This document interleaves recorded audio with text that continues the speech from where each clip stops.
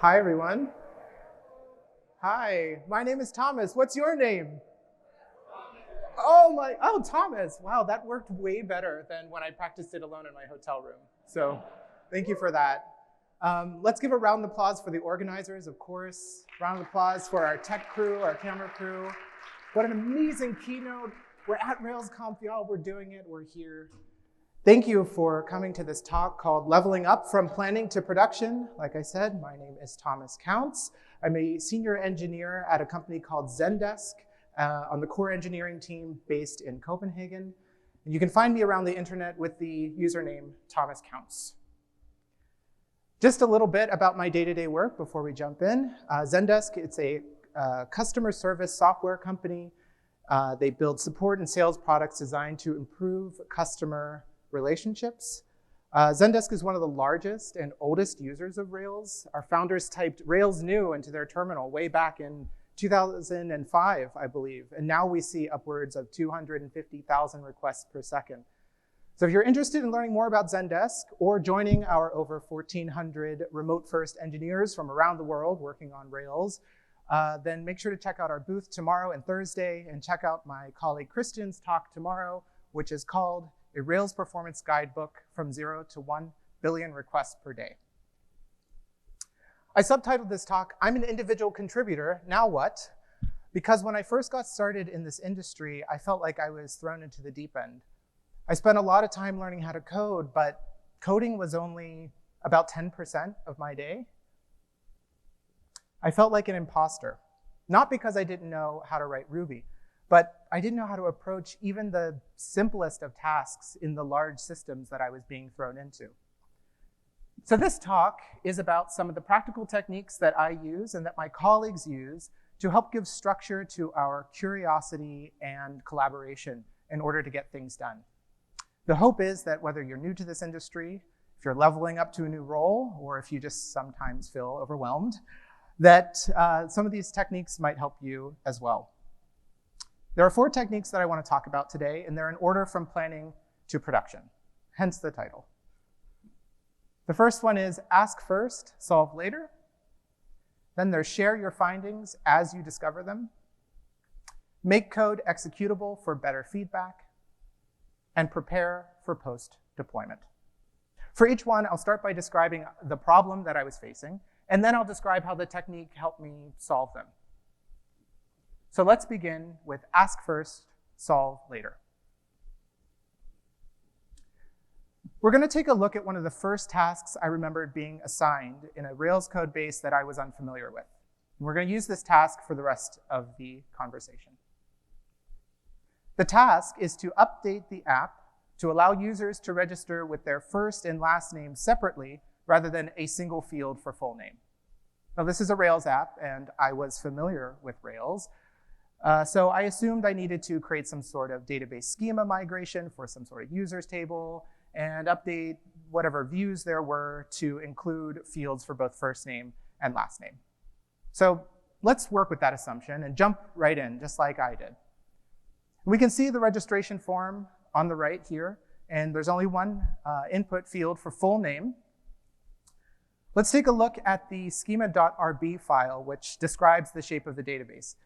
There looks to be 2 fields already, one for first name and last name, so maybe we're storing them separately already somehow. Opening up a production console, it looks like we are storing full names, but in the first name column and the last name is nil. Oh, but only sometimes. What about that form? Well, yeah, it looks like we're taking the full name input and storing it in the first name param.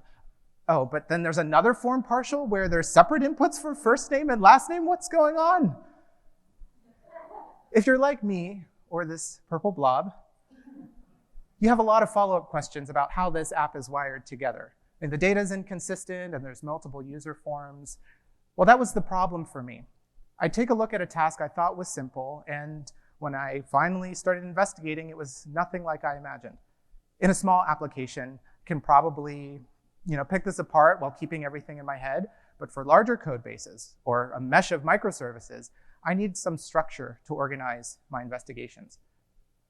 In order to stay organized and not get overwhelmed, Instead of starting by tackling the solution, instead, let's try again, but this time, we're going to ask ourselves some questions before we even look at the code. For example, before reading any code, I had no idea how users registered for this app, and I had no idea how we stored their information in the database. It's a Rails app, so I can make some assumptions, but those are only assumptions. So let's start by writing down these questions. For each question, I like to record how important I think it is to find the answer. I ask myself, am I blocked by not knowing the answer to this? Or is not getting an answer going to stop me from moving to the next step? In our case, let's say these are pretty important to know if we want to update our user field. Another question I might have is around the requirements themselves. What about multiple given names, like middle names? Let's write that question down, but let's note that maybe finding the answer to that can wait. Oh, and didn't Sarah work on something like this last quarter? I don't know, maybe not. Let's write it down, but let's mention to ourselves that it could be a false lead. Even if we stop here at these 4 questions, we can start to see that instead of beginning by chasing down a potential solution, we can first look into finding answers to these prerequisite questions. For example, starting with answering, how do we store users' information? We can still begin by looking at the schema.rb file, but now we can address the inconsistencies without worrying about how we're going to update the view. We're looking for an answer to how do we store users' information, not how do I alter the database in order to update the UI. It's subtle, but it's an important difference. We can follow our curiosity without needing to tackle the larger scope of work because we've created a sort of roadmap of questions for ourselves. Oh, and when it comes to estimating, instead of using a hypothetical engineer's time and effort, we can instead get a realistic sense of what we need to do to get the work done based on how many blocking questions we've written down. So that's step 1.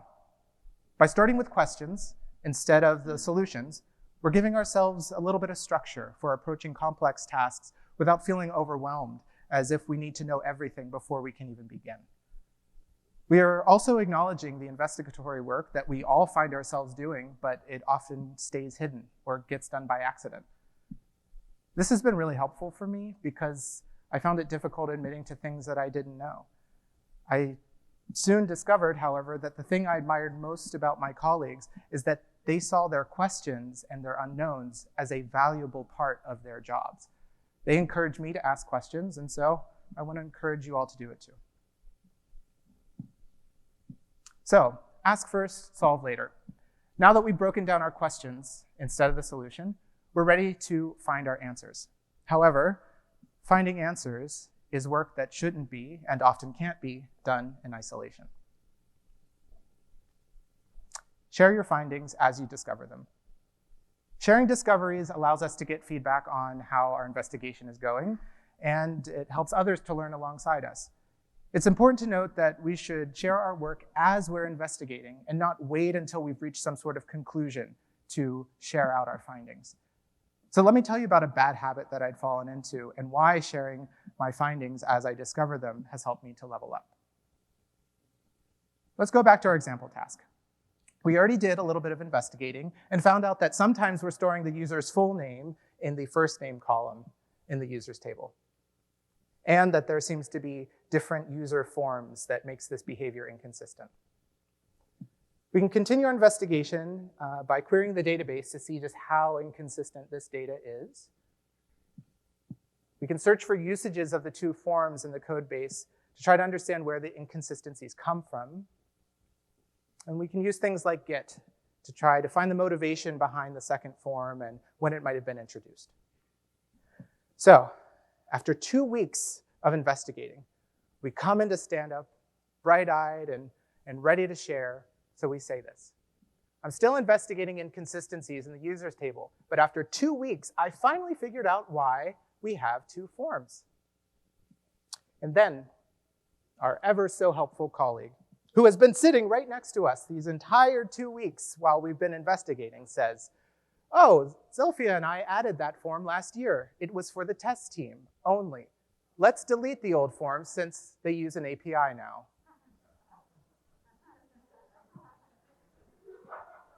Why didn't they say that 2 weeks ago? Why hadn't we asked 2 weeks ago? This is the problem. I would sometimes spend days, or even weeks, investigating something in silence, and I felt like I needed to come away with something concrete to show for all that time and effort I had spent. It was my imposter syndrome that made me feel like I couldn't bother my team or ask for help. If I did, everyone would know how lost and clueless I was. But correct me if I'm wrong, we're all a little bit lost and clueless sometimes. I mean, it comes with the territory. This is why I now investigate in public. It's a way to crowdsource knowledge in real time rather than waiting until we've exhausted ourselves following false leads. So here are some ways that my team and I like to share our investigations in real time. We create subtasks in our task tracker to allow others to get a sense of what's ahead and to see the status of what we're working on. We share standalone documents like gists in GitHub. This allows us to share a link to our notes and to have other people comment on it. And sometimes we create threads in our team channel, like in Slack, which invites people to give fast feedback and hot takes. Like this one time when I was sharing my investigation about a vulnerability in Bundler. There are over 30 replies to this thread. Most of them were me, but occasionally I got some really good emoji feedback, like this one here, which at first I thought it was a smiley of appreciation, but upon further investigation, it revealed it was a smiley of disappointment, which prodded me to dig a little bit deeper and to second check my assumptions. Ultimately, really good feedback. Sharing while we're investigating allows us to tap into our team's experience and expertise and to record answers to questions that others probably have as well. And it's been extremely helpful for my team and I to collect these public artifacts as a way to organically document the system. In the same way that deploying often means turning code into value, sharing our knowledge in real time means turning knowledge into value. Keep in mind, there's no wrong way to do this, and not everyone on your team needs to participate fully. I mean, sometimes all it takes is a little emoji to point us in the right direction. Now that we're getting our investigation underway, and that we're sharing our findings as we discover them, now it's time to write some code. Make code executable for better feedback. As Rubyists, our primary means of expression is code, and it's a good idea to get really good at reading and writing it. But sometimes, at a certain point, sharing diffs on GitHub or code snippets in Markdown, that can only get us so far. In order to really leverage the power of code during our investigation and prototyping, we should aim to make our code executable. So what does that mean? Well, let's say we want to prototype an idea for a fix for our user records that have the full name in the first name column and a nil value in the last name column. For those users, we want to take the value in the first name column and break it apart before storing it back into the database. In order to get feedback on this idea, let's write a little code snippet which could look like this. We define a split names method in our user model. And the first thing we do is to check to see if there's already a last name. If there is, we just return the user instance that we called the method on. If they don't have a last name, we split the value in the first name column on any repeating white space. And then we use tap to update the first name attribute with the first part of the name and the last name attribute with the last part of the name. And then we return the user instance that we called the method on so that we can call save, for example. So let's see if anyone has any feedback. Well, we could pass this code around to our colleagues on Slack or print it out and fax it to them. But why not make it really easy for them to execute? Because sometimes the best way to get feedback on our code is to actually run it. Although one of the best parts about Ruby is how readable it is, interpreting code is something that computers are just better at. So for a method like this, we could probably hold everything in our heads. But if we write something a little bit more complex, or if we want to iterate on it, it can be a lot to ask of our teammates to review this outside of a formal code review. So let's take a look at a few ways that we might execute this code in order to get feedback. The first way is to define some duck types. These are Ruby objects that act like our user model. As long as the object responds to the same applicable method calls as our user model, this could probably work. We could just paste it in our console and see what the output might be. And for our split names method, this is probably enough. If, however, we wanted to leverage more of Rails or use the database, we might instead write a test. Now, this is a really good idea. We like tests. There's a good chance that executing this is as easy as pulling down a draft PR and running some test command.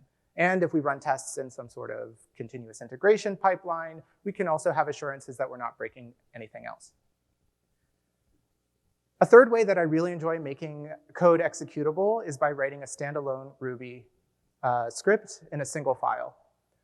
We can use the Ruby shebang to tell the terminal to use the Ruby interpreter. And as long as we make the file executable, we can run it in our terminal like any other script. We can even include dependencies by using bundler inline, which allows us to configure a gem file within the same file as our source code. And going further, if we need to use active record, but we don't want to pull in all of Rails, we can configure it to work with SQLite in memory, for example. And this has a lot of benefits because we don't have a separate database server running, and we get a fresh start after each execution. So the complete code is a little bit too large for a slide. So you can find the split names method implementation on my GitHub. These slides are available on Twitter and on my website, so you can find this link there later as well. And there's a little bit of a spoiler, in case you haven't noticed, this split name method, it doesn't work for names that are more than 2 parts. So if there is a middle name, for example. So if you're curious and if you want to, I invite you to iterate on this code. So as Rubyists, we are fierce practitioners of executing our code as we're writing it by ways of writing tests. I believe that iterating on code in this way makes us really good code authors and code communicators. Executable code makes things less ambiguous when asking for help. It helps us understand the specific context in which the code will be executed, and it allows us to make changes quickly without having to keep everything in our heads. Okay, so we've broken down our questions, we shared our findings, and we've executed code to get fantastic feedback. So I think we're ready to deploy. Prepare for post-deployment. So what happens once we deploy? Well, we move our ticket to done, or to finished, or to, oh my God, that took way longer than I thought. I'm really glad I'm done with that. But our job isn't over when the code gets deployed. Post-deploy, we want to be able to validate that A, our code didn't break something, and B, it meets the requirements. Even a little bit of forethought goes a long way here. And before I share with you how my team and I like to do this in practice, let's take a look at what happens when we don't prepare. So let's switch over to the view and update the registration page so that new users can enter their first and last name separately. The existing user registration form looks like this, a single input for full name. And the code looks like this. There is a text field with a placeholder of full name, but it's correlated to the first name parameter. We can confirm that when we use this form to register a new user, the first name column is populated with the value from the full name field, and the last name column is nil. We'll go ahead and add a second text field for the last name and update the placeholder for the first name. We run it in staging, and it looks fantastic. And we can confirm that now, when we create a new user, the names are populated correctly. All the tests and the PR checks are successful, so now we can ship it. No time like the present. So, how's our code doing now that it's in production? Well, this pipeline thing is all green. That's probably good. I'm sure the code is working just fine. I don't think I see any issues. I think it's working. How's our code doing now that it's in production? That's the question we want to be able to answer. In fact, we want to be able to answer this question before we get to a deploy. And it's probably a good idea that you're not the only one that knows the answer, because chances are you won't be the one getting paged if things go wrong. So a great way to just get started thinking about answering this question, and it's what my team and I often do, is to document it in a commit message or a PR description. So for example, something like this. It might seem a little bit tedious to us to say something like, check the browser, but it helps our team validate that our work is complete, and it helps us if we're feeling stressed in an incident. Any executable code that we provide, like this SQL query, it helps us just like executing code helped us before. It's unambiguous. Also, this is something that might be able to integrate with a monitoring system or a tracking system of some sort.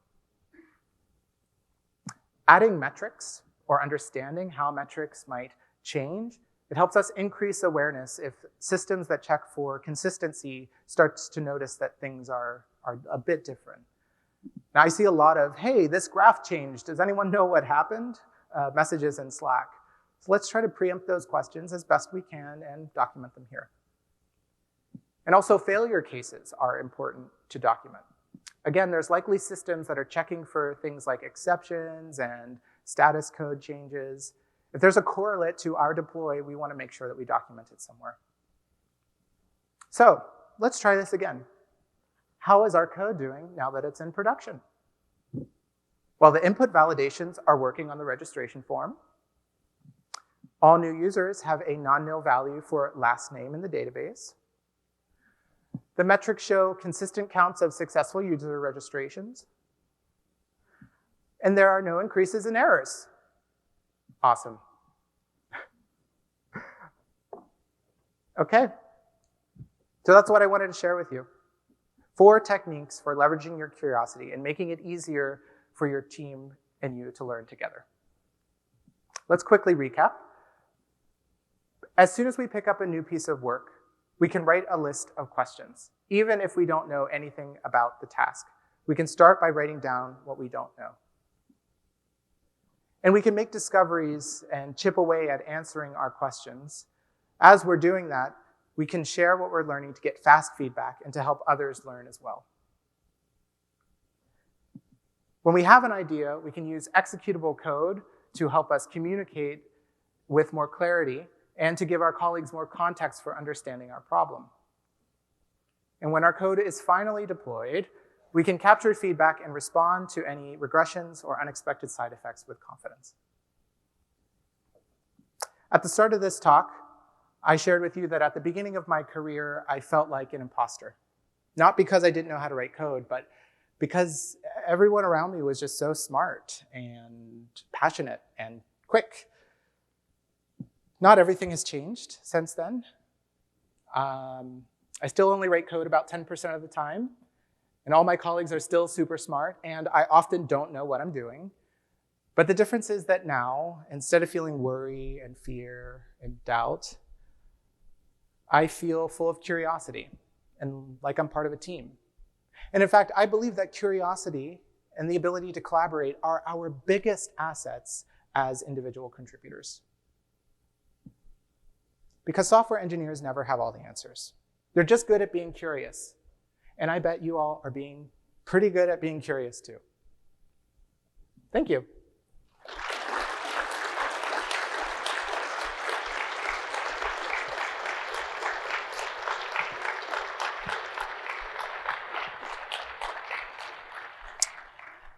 We have about 6 minutes. If anybody has any questions, feel free to ask them now. And if not, I can give you 6 minutes back. Yeah, so the question was if I have any thoughts or advice about how to normalize asking questions in different engineering cultures. And if you're the only one asking questions, it can feel a bit awkward. I don't have really great advice, but I know there's a lot of great talks in this conference to touch on kind of culture-specific things. But I think it's really powerful and good if you're the one asking questions, because that's kind of the hardest part. One thing I mentioned is that your team doesn't always need to participate, but of course, if they do, it certainly helps. And if they foster a community of collaboration, that can make it really easy. So I'm sorry I don't have any specific things. I've definitely been there, and I know the feeling when you're like, oh, I'm the only one. But hopefully, there is someone else that you're inspiring, and if you can, be a bit conspiratorial and say, hey, if someone DMs you a question or if they tap you on the shoulder to say, hey, I think it'd be really good if you asked that in a public room because many people might have that question. So yeah, thank you for that question. Yeah, so the question is, how do you keep these kind of artifacts up to date when you're documenting your discoveries and things? I know there's a huge wave right now that it's like, we should be hiring librarians for this because it's a full-time job to keep this information up to date. I think something that my team is experimenting with is not doing that. Just treating them as ephemeral, treating them as kind of in situ pieces of documentation.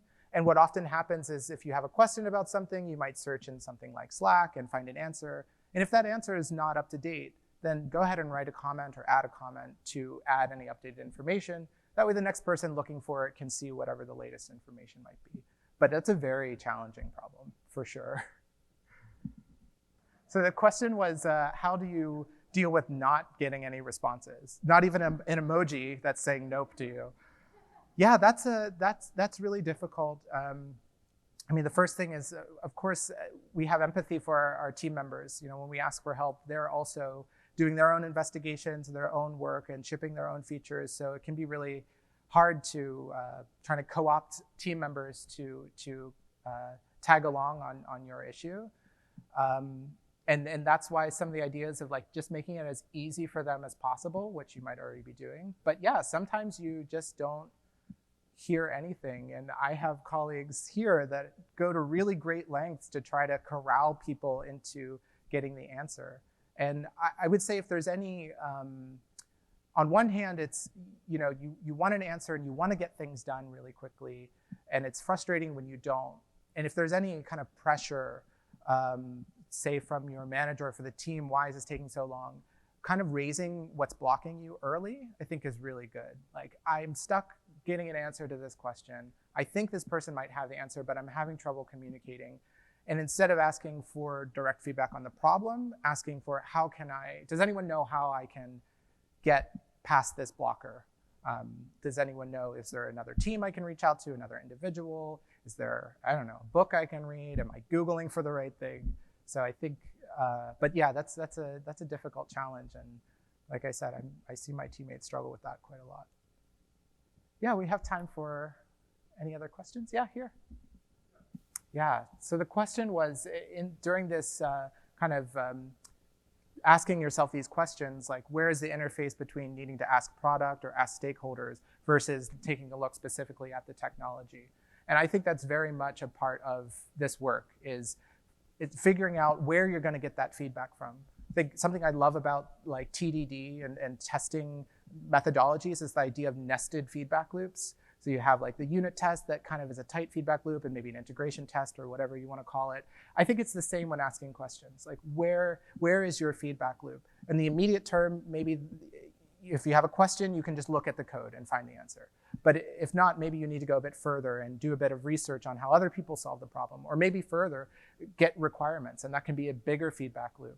But I think it's really worth doing that question up front, because of course you can end up building the wrong thing and spending a lot of time, and that happens a lot. So yeah, I think that even though some of these examples were focused specifically on the technical portion of the questions, there's absolutely the same kind of breaking down of questions for product level things and requirement level things. That's all the time we have. Thank you all again so much for joining me on this talk.